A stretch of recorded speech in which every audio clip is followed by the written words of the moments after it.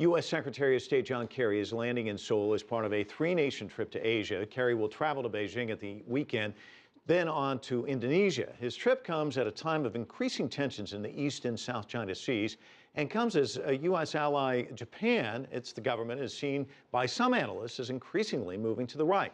CCTV's Nathan King is joining us now in the studio with more on all of this trip. Nathan. That's right, Mike. John Kerry's trip coming in the wake of Japanese Prime Minister Shinzo Abe's visit to the controversial Yasukuni Shrine, and also his first visit since Beijing announced the Air Defense Identification Zone. This will be a difficult trip for America's top diplomat. This will actually be John Kerry's fifth trip to Asia since becoming US Secretary of State a year ago.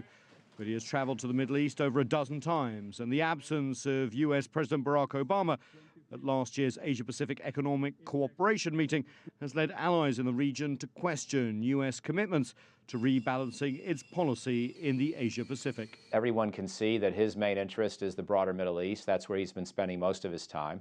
And that essentially invalidates the basic logic of the rebalance. Recently, Kerry has sought to reaffirm the US commitment to Japan, last week standing next to Foreign Minister Fumio Kishida. He also rejected China's Air Defense Identification Zone, or ADIZ. The United States neither recognizes nor accepts China's declared East China Sea ADIZ. That created a strong reaction in Beijing, accusing the US of irresponsible remarks. The ADIZ issue raged during December's visit by US Vice President Joe Biden. As yet, no agreement between Washington and Beijing. And both Seoul and Beijing, no doubt, will want to express their anger to Japan's closest ally over Prime Minister Shinzo Abe's recent visit to the Yasukuni Shrine, which honors war criminals among Japan's war dead.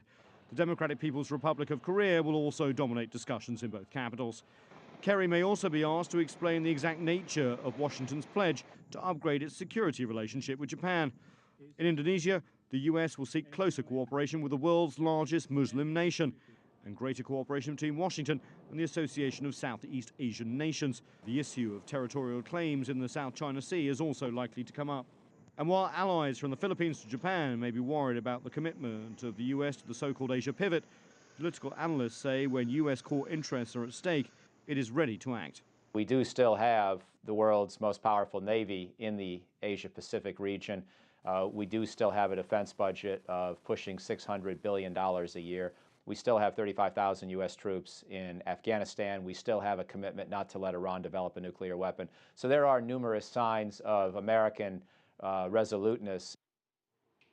There will be one more country that Kerry will visit on this trip, the United Arab Emirates. Even though this week will be dominated by Asian affairs, the Secretary will have one more trip to the Middle East before heading home. That kind of speaks volumes, Mike. Of course, he's going to be in Seoul on Thursday. A lot of people wondering what's going to be on the agenda there. What is on the agenda? Well, as we've been reporting, of course, you know, there is a huge interest in what's going on the Korean Peninsula at the moment with the high-level talks that we led the broadcast with. But Kerry very much focused on the denuclearization of the Korean Peninsula. That is code for the DPRK giving up nuclear weapons. He said on his flight over there that he wants to change the whole idea from a noun to a verb, i.e. action on that. Also, to reaffirm the alliance between Seoul and Washington. They feel they have some work to be done. And also, Seoul really wants Barack Obama to visit the Republic of Korea on his April trip, and there could be an announcement on that if Seoul's diplomats are successful. Very much. Thank you, Nathan.